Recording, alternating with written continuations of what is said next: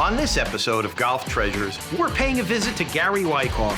He's a dealer by trade and loves antiques. Exactly the kind of items we need for our next auction.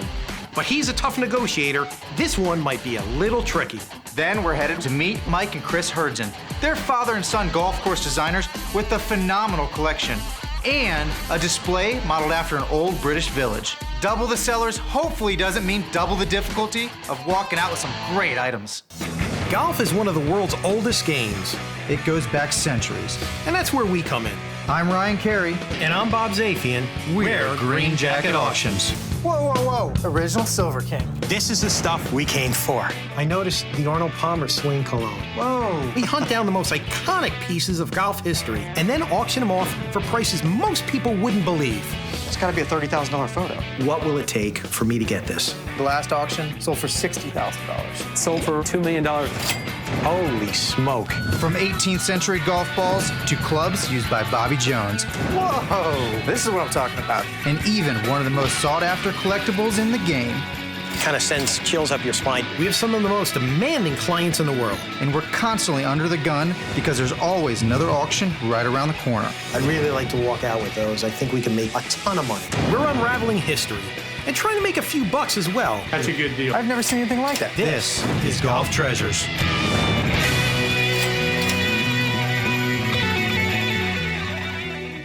All right, so we're headed to Huntsville, just outside of Columbus, Ohio.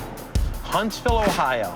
What are they famous for? Well, it's outside of Columbus. So Columbus is famous for the Ohio State University. And who's from there? Jack Nicklaus. Jack Nicklaus. We're at Gary's house outside of Columbus, Ohio. He's got a lot of great things. Most of it are like kind of antiques. But the problem is Gary's a dealer, so he's used to selling things at dealer prices.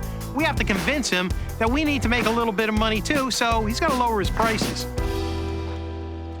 Gary, Well, how you hello doing? there. Bob Zafian. Yes, How's it Bob. going, Gary Ryan? Good to see you, Ryan. My name's Gary Wycoff. I collect sterling silver, scorekeepers, and some ceramics, along with clubs. Well, come on inside, and I'll be glad to show you my collection. Sounds good. Let's do it. Take a look around. Oh, man. Gary, we knew you wow. had antiques, but I mean, this is ridiculous. Look at all the medals. Gary, this is amazing. You've probably got, what, over 100 golf medals in here? Oh, I'm sure. I don't think I've ever completely counted them, but I mean, I see Francis Ouimet's name. I see Garden City Golf Club, Royal Blackheath over here. I mean, just some really historic clubs, and a lot of these medals are over 100 years old. So what is this right here? Is that the Country Club? it's the 1922 U.S. Amateur. So Brookline Country Club, 1922, just 9 years earlier was when Francis Ouimet, kind of put golf on the map in America, winning the 1913 U.S. Open. Before Francis Ouimet, golf was a British game. But when that teenager unexpectedly won the 1913 U.S. Open, he put golf in America on the map for good. This pin is phenomenal the way it's got the Brookline Country Club logo is that squirrel logo. Yes. It's got that right there in the middle. It's got the green enamel. Any chance you'd like to sell something like this? It'd take a pretty good price. All right, well, bear with me here. How about I give you $600 for it? Oh, no, I couldn't do that. I'd have to have at least 1,000. You're killing me. 1,000? Yeah. I'm thinking I gotta be at about $700.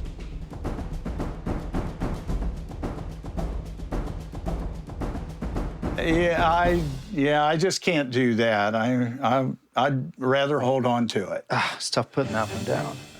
All right, well, I've got my eye on something else here. What is this strange piece? Oh, well, you've heard of a teddy bear? Well, of course. After Teddy Roosevelt became like the best-selling children's toy ever. Exactly. Well, this is Billy Possum. This is All right. This is William Taft's answer to the teddy bear. We've seen some strange things before, but Billy the Possum, the good thing is, strange sells.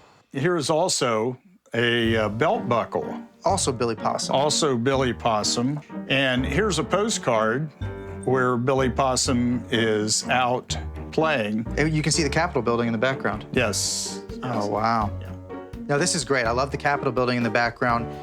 There's a lot of collectors of presidential golf. And there's obviously a lot of golf collectors. So whenever you can bridge the gaps, whenever you can have presidential collectors and golf collectors fight over the same piece, it's always good. What would it take to get all three, the postcard, the belt buckle, and the brooch? I'd like to have 800. That's a lot higher than I was expecting. I mean, they're nice. They're unusual, but that means you gotta find the right buyer for them. I mean, I was thinking more like 400 bucks. How about 6? Well, I'm thinking I get about 100 for the postcard, 200 for the brooch, and another 200 for the belt buckle. So I'm looking at like 500 bucks.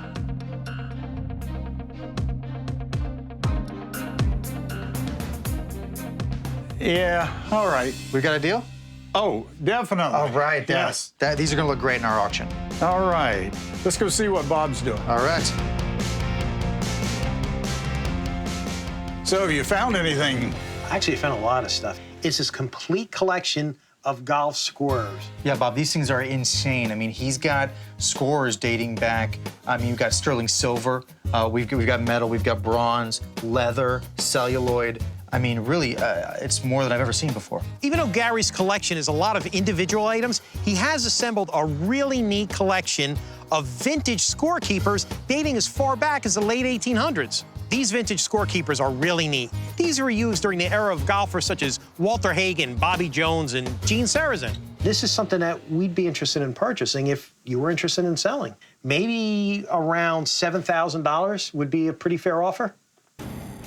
No, I would think maybe about 12,000. 12.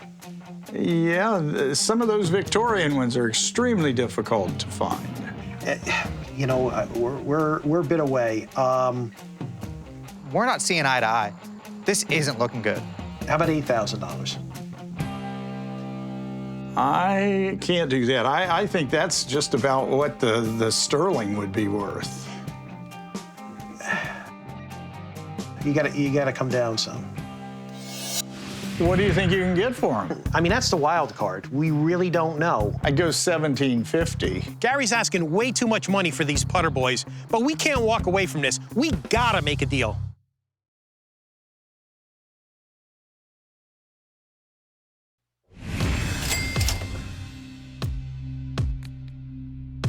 $12,000? How about $8,000? I can't do that. I think that's just about what the sterling would be worth. We're outside of Columbus, Ohio with Gary. Even though Gary's collection is a lot of individual items, he has assembled a really neat collection of vintage scorekeepers dating as far back as the late 1800s. We have to get this for our next auction. There's a lot of back and forth going on, and I don't know if we're gonna come to an agreement. Can you come down a little bit? I could go 10. That would be about my rock bottom. You know, how about $9,000? Make it 91. I mean, we're not gonna argue over $100, right? That's only an extra $2 a piece. 9,100. It's a deal? Yeah. Great. All right. This is absolutely perfect. Let's go look at some things in the garage. You got more stuff? Oh, I've got more. Gary is typical of most dealers. They have their collection, and then they have the stuff that they sell at shows. This is where we really can score. Okay, yes, this is what we needed. Bob. Ah, one of our favorite guys. That's Putter Boy. Yeah. The Putter Boy is a symbol of Pinehurst, North Carolina, the golf capital of America. These were given out to homeowners when they purchased property, like in the Pinehurst Resort area, right? Right. I've never seen the small one. They made them two sizes. We've sold, I think, probably 3 or 4 of the larger size. I think he's about 9 inches high. This one I've never seen before. Maybe if you bought a small house? You mean one like that? Yeah, we know that guy. So we reach in the box, and not only do we find the regular full-size Putter Boy, we find a small one. That is really rare. These two together are gonna go for some big money. I mean, I think we can put them both in the auction. Oh, yeah. Well, what do you think you can get for them? This one, I'd be more comfortable at saying, you know, we can get 800 for it. This one, I mean, that's the wild card. We really don't know. I'm thinking more, you know, 800 and 500, so like $1,300 for the pair. No, I couldn't do that, but I'd go 1750. Gary's asking way too much money for these Putter Boys, but we can't walk away from this. We gotta make a deal. Yeah, the tough part is that we don't know if this guy, Putter Boy Jr., is gonna go for $300 or $1,000. Gary might seem like a relaxed guy, but when it comes to negotiations, he is all business. You know, to be honest with you, I really think we need to be at $1,500. And you won't have to haul it to all those shows anymore.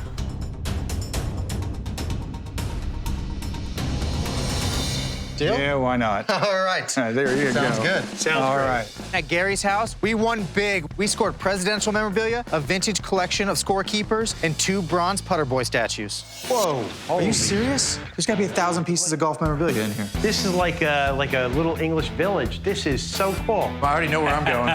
I'll follow Ryan.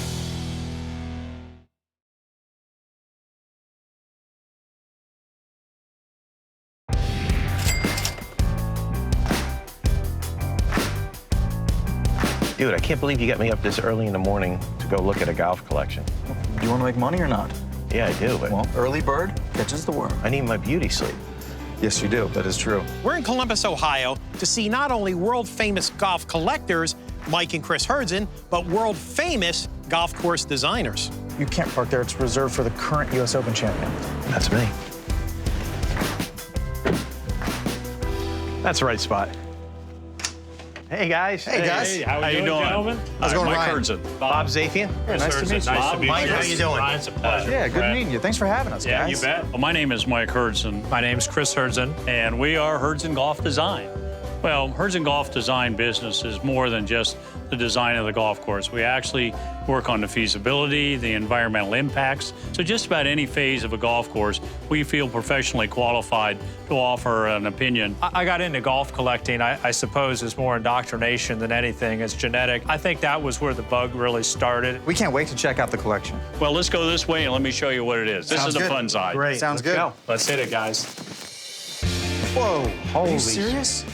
We walk in and it's like an old British village, but inside their office. This is like a little English village. This is so cool. You got a pawn shop, you got a gift shop, club repair shop, a toy shop. There's got to be 1,000 pieces of golf memorabilia in here. This is so cool. This is like a little fun town. This is really, really cool. I already know where I'm going. I'll follow Ryan. Now this stuff I really love. There's a lot of board games. Some of the best art during those periods of times were on the covers of these boxes. I've seen this before. And I see this great replica of Arnold Palmer's tractor, and sure enough, signed by Arnold Palmer himself. When he was a kid, his father was superintendent at Latrobe Country Club, and Arnold said he used to sit on his father's lap when his father would cut the grass. Yeah. And you know something? He still has this tractor Oh, wow. to this day. Arnold Palmer is not only the king, but the king of advertising, and his image and name has appeared on thousands of products. This one of the coolest, from Latrobe Country Club. It's not on display, so is it possible that you might be able to part with this? Ryan and I would love to have this for the auction. It would be something that I would consider. Would you take $300 for it? If I were to buy that, if I saw it sitting on a table, you know, I might pay $500 for it. Okay, so you might pay $500. So that means you expect my customers to pay $500. Yes, So that means I have to make money, yes, so I need to buy it for less. that's good logic. Would you do 400? I mean, it doesn't leave a lot of room for me. 4 1/4. 4 1/4? 4 1/4. Deal. Thank you. Great. Chris, this is insane. There's got to be 250 items in this case. We got golf phones. We got a Nixon golf trash can. It's any and Arnold Palmer? everything. We got a lot of Arnold Palmer, too. Absolutely. Got to have the king. I see so many items that I would love for our auction. Is there any chance we could get any of this stuff? You know, Ryan, I like you a lot, buddy, but I'm not sure that this is the right case. We've had this sealed up for about 12 years now, and we don't have any intentions of opening it up anytime soon. But I do have something in the back where I spend a lot of my time that I think you'd be far more interested in if you want to check that out. Very much. Let's do it. Let's do it. All right. Hey, Ryan, I heard a lot of talking over there. You buy anything? Not yet. Oh, jeez. There's still time. Oh, wow, this looks like an actual, like, working shop. That's because it is a working shop. It's been a passion of mine for probably about 20 years or so. You make clubs, you refinish them, what do you do? Restore the clubs. So, Wow. Yeah. How many golf clubs would you guys say that you own? Probably about 8,000. 8,000 different clubs. You guys are golf obsessed, huh? You mind if I step out? I saw something out of the corner of my eye. Mind if I go pick something up? I'll be- Make yourself comfortable.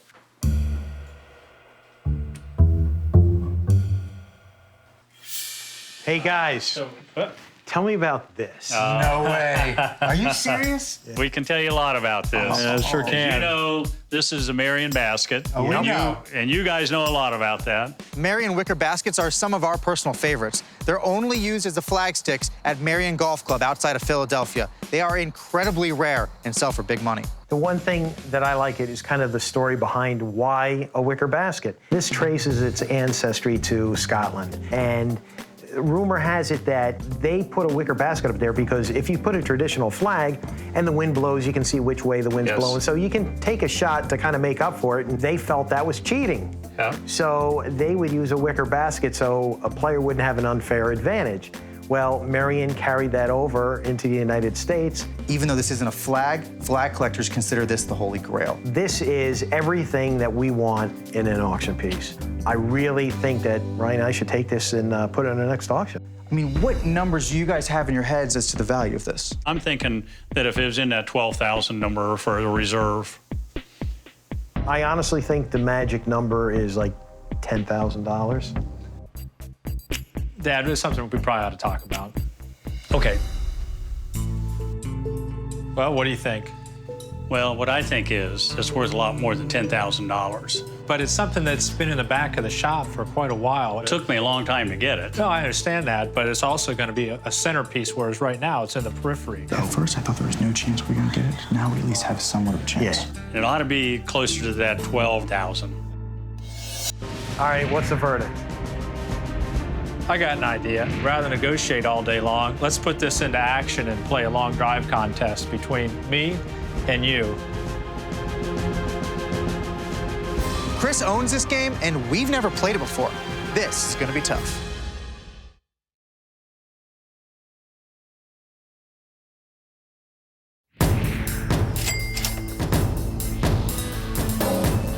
All right, what's the verdict?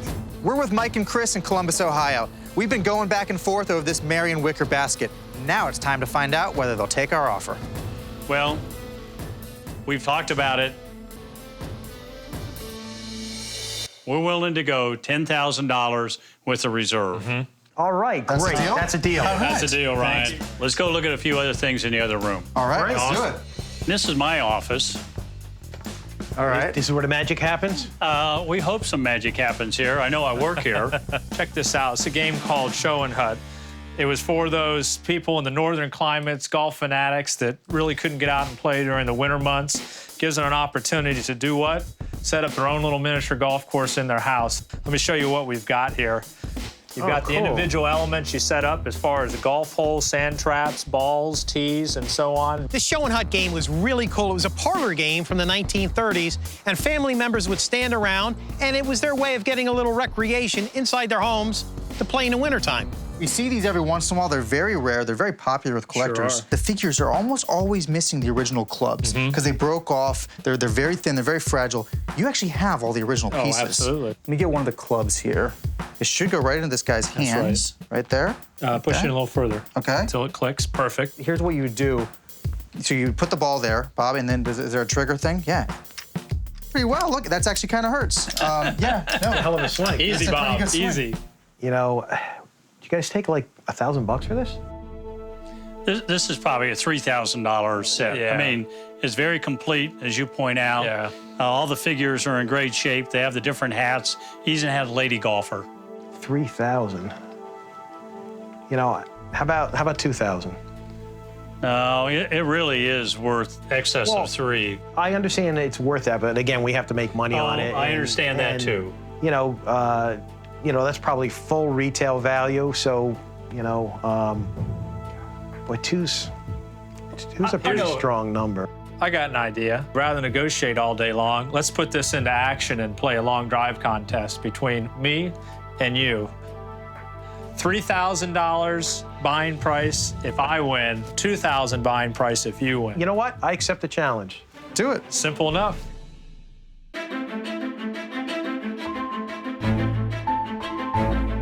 All right, gentlemen, here we are. One drive. The winner is determined by who hits it the furthest.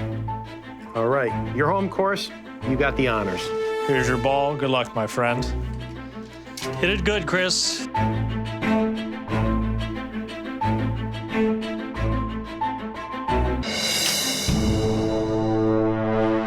I hit the ball in the Schoenhut off pretty hard. I was actually somewhat surprised how it came off the club face. You're up. Caddy? Club? Plaid hat. Good choice. This is going to be tough. You know what? I'm always up for the challenge. Be the ball. Be the ball.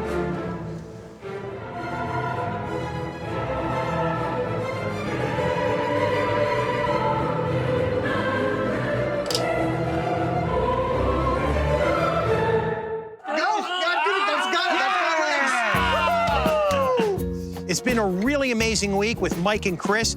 We walked away with some really great items, including an Arnold Palmer signed tractor, a Marion Wicker basket, and we even won a long drive contest with a Schoenhut golf game.